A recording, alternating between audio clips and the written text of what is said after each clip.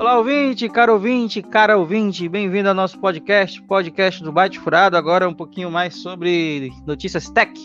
E antes de nós iniciarmos nossas notícias, aproveite e já veja nossas redes sociais e já procure nós aí no Byte Furado, nos podcasts.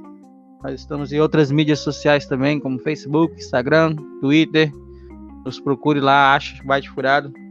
Interaja conosco, né? Coloque lá, converse com a gente sempre posta algumas coisinhas lá legais, que não tem como trazer para cá, por causa do podcast vai ficar muito grande.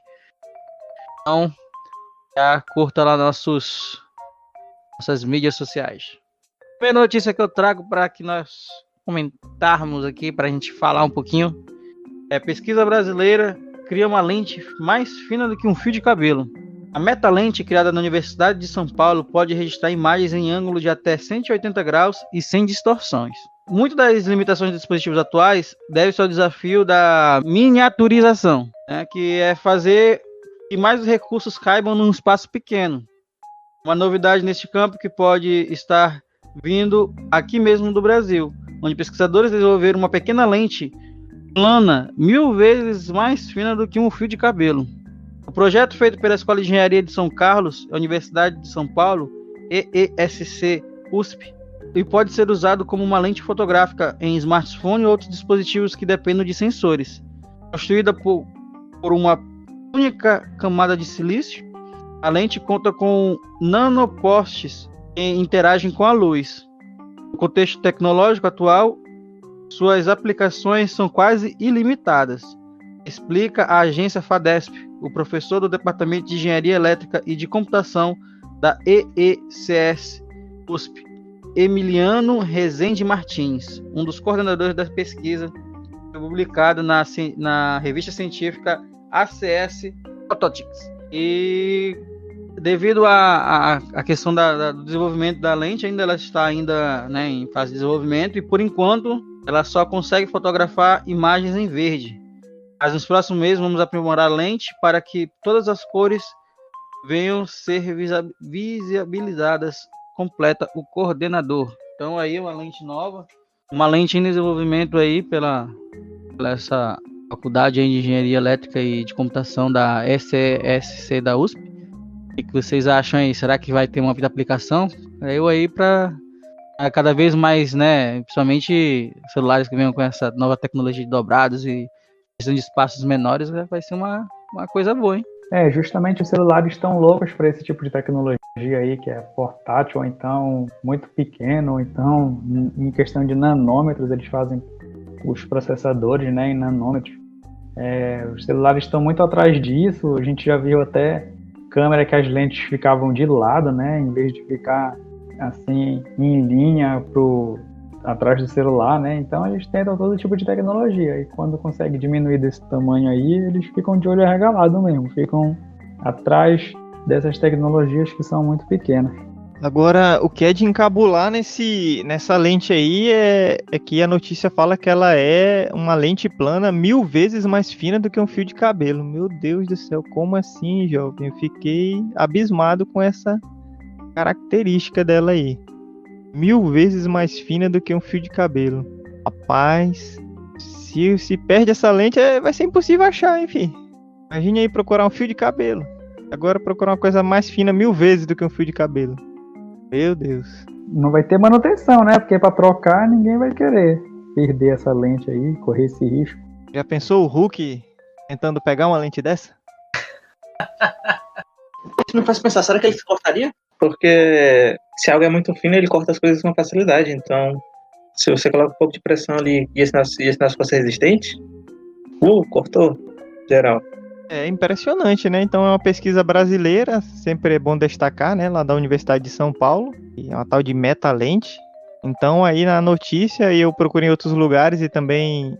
algumas notícias têm esse problema, que a gente procura em outros lugares e é muito semelhante uma notícia da outra, né? Então se uma tivesse errada, poderia ter passado aí, digamos assim, por osmose, ou Ctrl+C, Ctrl+V para outra, mas todas falam nesse sentido de ser uma lente 1000 vezes mais fina do que um fio de cabelo. Então fiquei realmente impressionado aí com a espessura dessa lente. Eu tenho vontade de ver isso, como é que funciona Dá para ver esse negócio, é negócio fino. Interessante que é uma produção brasileira, feita aqui pela nossa universidade, pelo nosso país. E eu acho que abre um leque aí de opções, né? De possibilidades aí com essa lente. E vamos ver o que isso vai se tornar aí, o que vai virar. Lembrando que ela tem uma limitação, né? Ela tem uma limitação por hora, né? Que ela só está capturando imagens na cor verde, né? Mas eles já falaram que vão estar colocando aí, completando aí essa paleta de cores, para que ela realmente, né, tenha esse desempenho surpreendente aí, de forma que ajude aí muito no avanço tecnológico. E também é engraçado também a questão do ângulo, né? 180 graus, geralmente você precisaria de uma lente de câmera bem grande, né? Que não seria suportada num dispositivo de celular com facilidade. Então, é algo bem interessante mesmo. Agora, com vocês, aquele que passou as férias em Tatooine, vendo Tatu, Dark Rising.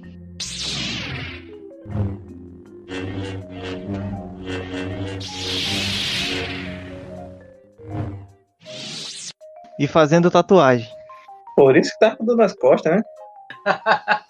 Comer tatu é bom. Olá, caros ouvintes, caras ouvintes. Dark Rising vai trazer uma notícia legalzinha para vocês. Na verdade, é um complemento de uma notícia anterior que o Tio Gamer trouxe pra gente no episódio passado, que é sobre inteligência artificial e medicina, saúde. Então, uma notícia recentemente lançada nos diz que na China eles fizeram um algoritmo que detecta doenças cardiovasculares ao analisar uma simples selfie. Então não é mais segredo, como eu já disse, já comentamos notícias nesse teor em episódios anteriores, e não é mais segredo que a tecnologia ela tem ajudado na medicina. E na sexta-feira passada, dia 21, pesquisadores lançaram uma notícia, né, dizendo que eles desenvolveram um novo algoritmo que pode detectar doenças cardíacas apenas analisando 4 fotos do rosto de uma paciente. Então, esse parece ser o primeiro trabalho que demonstra que a inteligência artificial pode ser usada para analisar rostos e detectar doenças cardíacas. Segundo Zé Zeng, vice-diretor do Centro Nacional de Doenças Cardiovasculares em Pequim, naquele país comunista da China, que este vice-diretor é um dos principais autores do artigo, ele espera que o novo algoritmo possa ser usado para rastrear pacientes com doenças cardíacas simplesmente pedindo-lhes que tirem uma selfie, o que tornaria esse método barato, simples e possivelmente eficaz para pacientes que precisam de mais investigações. Só que, no entanto, o algoritmo requer mais refinamento e validação externa em outras populações e etnias. Então, o teste foi feito com mais de 1.000 pessoas lá na China e já deixa aí esse alerta para que ainda precisa de uma validação externa com outras populações, outras etnias, né? E uma das coisas interessantes é que ele detectou a doença cardíaca em 80% dos casos. Só que também ele teve um acerto de 61% quando a doença não estava presente. Então, quando ele disse que a pessoa estava doente, em 80% dos casos, esse algoritmo acertou. Mas quando ele disse que a pessoa não estava doente, em 61% dos casos, ele acertou. Quer dizer, uma porcentagem menor de acerto ao dizer que a pessoa não estava doente. Aí a equipe observa que ainda precisa lidar com a alta taxa de falsos positivos, de até 46%, uma vez que isso pode causar ansiedade e inconveniência aos pacientes, bem como potencialmente sobrecarregar as clínicas com pacientes que exigem exames desnecessários.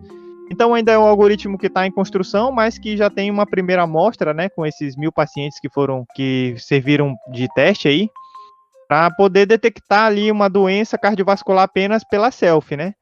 E aí, como é que funciona isso? O algoritmo procura características faciais específicas, incluindo rugas, vincos no lóbulo da orelha, manchas amarelas ao redor das pálpebras e anéis brancos nebulosos nas bordas externas da córnea. Então, a partir dessas características, que o algoritmo vai identificar ali a partir das 4 selfies, né?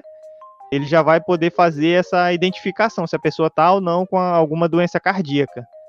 Então é interessante, é uma inovação, ainda não tem uma eficácia tão boa que já possa ser aproveitado, né, no mundo todo, principalmente porque só foi testado ainda lá na China, mas é uma possibilidade aí para o futuro, né, e o que mostra que a inteligência artificial, ela realmente está chegando com tudo, né, está chegando de uma forma que pode realmente ajudar na medicina e em outras áreas da vida humana. Então, bem interessante, a partir de um simples selfie ali, você já poder, né, saber se está com alguma doença cardíaca, né? Parece, assim, revolucionário, né, à primeira vista. Então, esperamos que esses estudos, essa pesquisa melhorem, consiga realmente chegar a um algoritmo mais eficaz, né, que consiga realmente ter uma possibilidade muito grande de resolver, de detectar essa doença ou de detectar que a pessoa não está doente. Então é uma possibilidade aí que eu vejo com bastante otimismo, né, para o futuro. O que vocês acham, Byte Furados? De forma nenhuma eu posso me considerar um profissional da saúde, nunca tive aula nem nada, e acho interessante identificar os problemas cardiológicos por esses sintomas que estão na notícia, né? Agora eu fico curioso de saber se outros fatores não podem causar esses sintomas, né? E como toda inteligência artificial, a gente nunca sabe como que ela analisa isso, né? Mas é interessante essa inovação, principalmente para as pessoas que estão preocupadas com a saúde assim diariamente, né? Já fica monitorando, vendo o que está acontecendo, para não ter a surpresa de um ataque cardíaco, então de uma coisa mais séria, né? De tentar descobrir essas doenças antes delas estarem num estágio crítico. Bem, uma coisa interessante que acho nessa notícia essa é uma pesquisa que vem lá da China, né? E se a gente analisar, a China ela tem a sua medicina tradicional delas, que tem alguns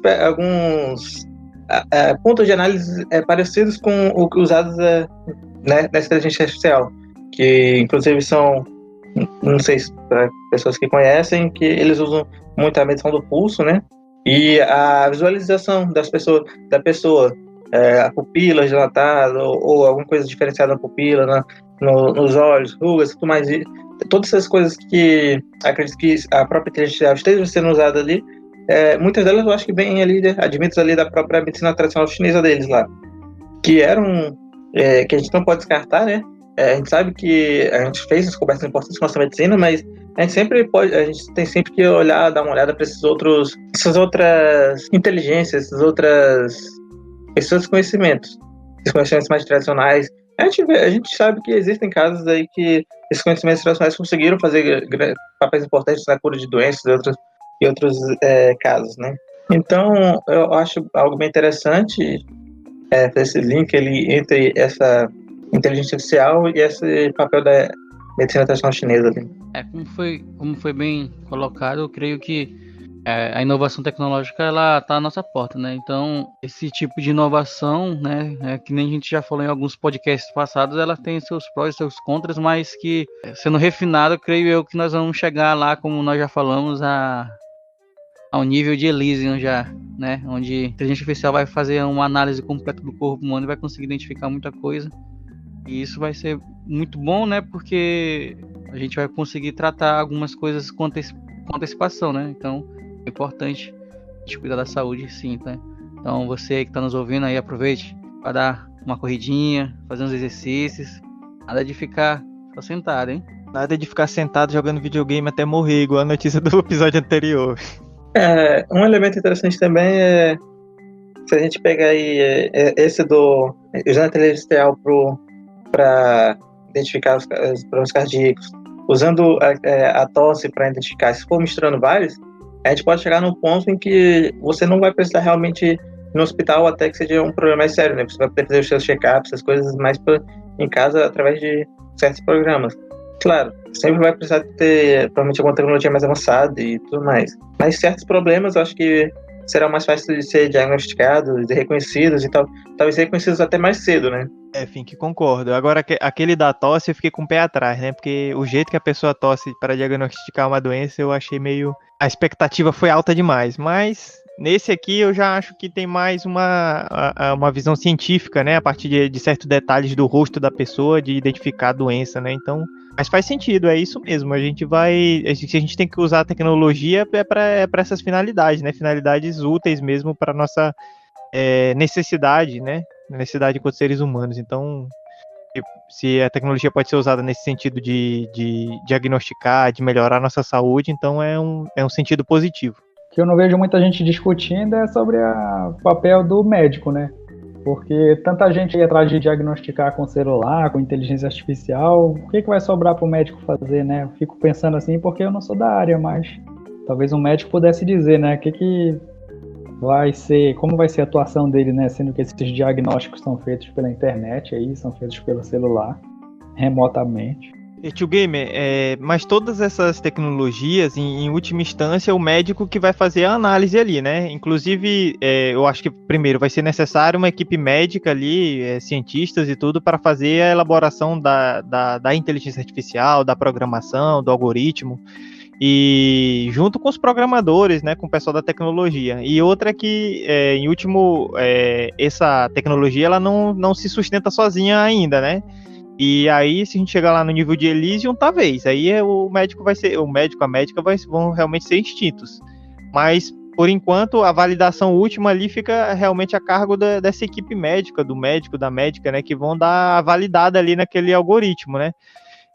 Na notícia que tu trouxeste em episódio anterior, inclusive a inteligência artificial ela ajuda a selecionar os dados, a calcular, a fazer aqueles processos que demandam muito esforço, com um nível de dados muito grandes, mas eles mais auxiliam o fazer médico do que tomam o lugar do médico da médica. Então eu vejo ainda nesse sentido, talvez mais para o futuro realmente se coloque essa questão aí, mas por enquanto eu acho que é uma questão mais para o futuro, eu vejo esse teu questionamento, mas por enquanto eu vejo que ainda é necessário na última instância ali o médico, né? A médica para fazer a validação desse resultado que o algoritmo deu, né? Então ele vê ali na face da pessoa determinadas coisas que indicam que ela pode estar doente, mas o médico tem que avaliar direitinho, né? Fazer até exames extras, né? Para ter a certeza realmente, porque ali é um indicativo, tá indicando que pelas características ali da pálpebra, do olho, da orelha e tal, você pode estar com a doença cardíaca, mas aí você realmente vai ter a certeza a partir do exame médico, né, e de outros exames complementares. Então, por enquanto, eu ainda vejo que não vai tomar o emprego aí dos médicos e das médicas, mas futuramente, se for uma coisa como o Thomas falou, de uma máquina parecida ali com do filme Elysium, que inclusive tem o Wagner Moura e o Matt Damon. Então aquela máquina realmente ela eliminou ali qualquer possibilidade do médico existir, né? Porque ela faz todo o diagnóstico e já faz o tratamento. E muito rápido, né? Então ali realmente não tem mais necessidade de uma pessoa fazer um tratamento, uma avaliação, porque a máquina faz tudo sozinha. Tinha uma máquina assim no Star Trek também, né? Ela era bem portátil. Vou lembrar aqui os ouvintes que eles podem também se exercitar jogando, né? E a gente vê, principalmente no Switch, tem jogo de zumba, de dança, tem de taiko, que é aquele tambor japonês, tem o Ring Fit Adventure, né? Então dá pra jogar e se mexer também. Muito bem lembrado, Tio Gamer. Tem até uma nova versão, que é essa que tu falou, da versão aí fitness dele, né? Que tem aquele anelzinho lá. É bem interessante mesmo, né? É uma forma mesmo de você se movimentar ali, fazer muita coisa e ainda jogar. Caras ouvintes, a última notícia que eu trago para hoje, no nosso episódio de tecnologia, é sobre o TikTok. Nós temos falado bastante do TikTok ultimamente, né? É um aplicativo que está em evidência, tanto pelo seu enorme crescimento, é um dos unicórnios aí, uma empresa que tem um valor maior de 1 bilhão, e está em guerra com os Estados Unidos agora, porque tem a questão com a China. Mas a notícia de hoje é um pouco diferente, e é sobre um vídeo que viralizou nos últimos dias. Na verdade, já faz mais de mês que esse vídeo tem viralizado e tá rodando aí na internet. E é sobre corpos que foram encontrados numa mala por alguns adolescentes quando eles estavam fazendo algumas gravações para o TikTok. Então eles estavam ali despretensiosos fazendo gravação para o TikTok e eles estavam passando numa orla ali na praia de Seattle, nos Estados Unidos. Eles viram 2 malas, eles foram dar uma olhada no que tinham nas malas e aí ao abrir as malas tinham uns pacotes e um fedor muito grande. Então eles pegaram e chamaram a polícia para ver essas malas, né? Então eles filmaram essa parte que eles descem lá, olham as malas, abrem, tem uns sacos lá. Eles não chegaram a abrir os sacos, mas ali dentro das malas tinham 2 corpos, né? De Jesse e Austin. Então tinham corpos de 2 pessoas mortas ali dentro das malas. Jessica Lewis, de 35 anos, e Austin Werner, de 27 anos. E a família, principalmente a tia da Jessica, pediu repetidamente ao TikTok para remover o vídeo do ar, e esse vídeo já tem ali cerca de 30 milhões de visualizações, só que o TikTok se recusa a remover o vídeo do ar, dizendo que as imagens não violam as regras das suas redes, né? Não violam as regras do TikTok. E aí eu fiquei extremamente chocado com essa notícia. É uma notícia bastante triste. Eram 2 pessoas jovens, né? Um de 27, outro de 35 anos, e a família descobriu de uma maneira brutal, né, que eles foram assassinados. A polícia ainda não tem melhores esclarecimentos sobre o que aconteceu com os 2 jovens. E é uma notícia muito triste, mas nos colocam... eu trouxe aqui para a tecnologia porque nos colocam diante de uma coisa que muitas vezes a gente viu em episódios de séries como Black Mirror ou em alguns filmes sobre tecnologia. Nos tocam na questão da privacidade e a questão até que ponto, né, vai existir a ética dentro dessas novas tecnologias. Então você tem ali adolescentes que estavam gravando um vídeo despretensioso, que não teria nada demais, que era só por uma rede social, mas eles acabam fazendo a descoberta desses corpos, né, de pessoas que foram brutalmente assassinadas com vários tiros e jogadas numa mala ali. E a rede social simplesmente diz que, como não mostrou o corpo, né, só mostrou a mala e o saco plástico, que esse vídeo não violaria suas regras. Então, por mais que a família esteja meio que desesperada e angustiada para que seja retirado do ar esse vídeo e que a morte dessas 2 pessoas não seja vista assim como uma coisa espetaculosa, né? Que não fique rodando na rede social, o TikTok falou que não vai remover o vídeo. E aí a gente entra numa discussão, né?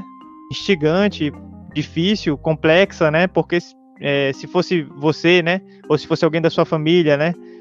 O que você sentiria se fosse alguém da sua família ser achado numa mala assim, morto, e a rede social diz que não vai tirar porque não violou regras, né? Então a notícia é muito triste, muito chocante, mas traz pra gente aí algumas peculiaridades, algumas coisas das novas tecnologias, até que ponto a gente dá poder para essas tecnologias, até que ponto essas coisas elas podem acontecer assim, né? Será que não é uma grande responsabilidade do TikTok de não tirar o vídeo, né? Será que essa família vai ter que entrar na justiça para poder retirar o vídeo, né? A família pediu ali para o TikTok tirar, e mesmo se tratando de uma morte, assim, uma coisa tão drástica, tão difícil para aquela família, a empresa não quis retirar o vídeo. Então eu fiquei bastante chocado, por isso eu trouxe essa notícia. Eu acho que dá para fazer uma discussão grande sobre isso, mas até pelo teor de tristeza é um pouco complexo, né? Mas eu vi o vídeo da tia falando sobre os jovens, eu pesquisei outras notícias sobre eles e realmente eu fiquei muito triste, e é muito chocante e nos leva, assim, parece que a gente está vivendo naquelas coisas de rede social mesmo, de realmente acontecer coisas chocantes que a gente não entende para onde vai, né? Por que o TikTok não retira o vídeo do ar, né? Então, o que vocês acham sobre isso, colegas? Eu li a notícia, eu vi o vídeo também, e é muito chocante. Eu entendi que os jovens também não tiraram o vídeo, né? Porque sendo o perfil deles, dá para organizar isso, né? Tirar o vídeo, deixar privado, sei lá, não deixar público. E assim, eu fico pensando que se for isso, deles não quererem tirar, que as pessoas tentam buscar a fama de qualquer maneira, né? À custa dos outros, do sofrimento dos outros. Aí é complicado, né? Porque deveria ali o TikTok ter uma política de privacidade um pouco mais sensível para isso, né?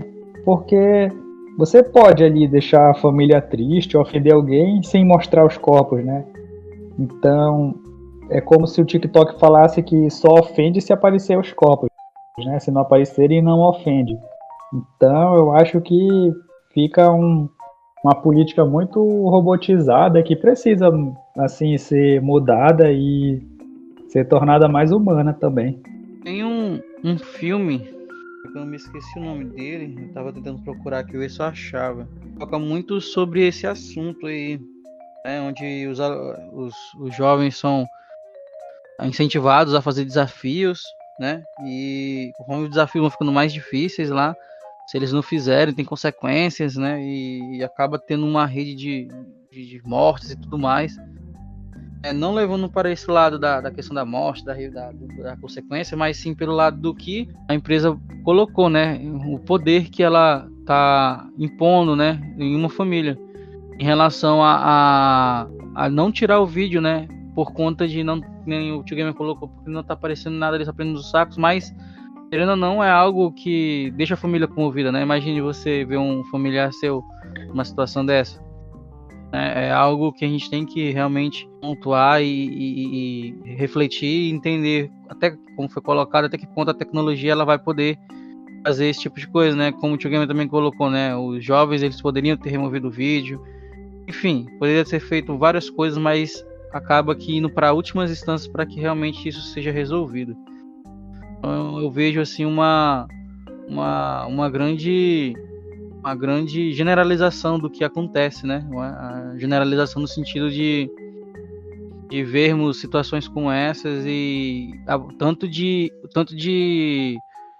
nível que foi, né? 30 milhões de visualizações, uma coisa dessa, né? Às vezes você vê ali vídeos bem mais trabalhados, tem uma graça, uma alegria que não chega num nível tão grande como esse, né? E um vídeo que realmente mostra algo triste chega numa escala absurda. Pois bem, chegando agora no nosso momento de recomendações. A minha recomendação de hoje para os nossos amigos do Byte Furado é uma minissérie também chamada Mistérios do Mundo, né? Protagonizada aí pelo Felipe Castanhari. É uma série muito interessante, legal, ali onde mostra os mistérios relacionados a vários contos, né? Que a gente tem aí, feitos históricos, e é interessante. Então essa é a minha recomendação de hoje para vocês. Thomas, é Mundo Mistério o nome da série, na verdade.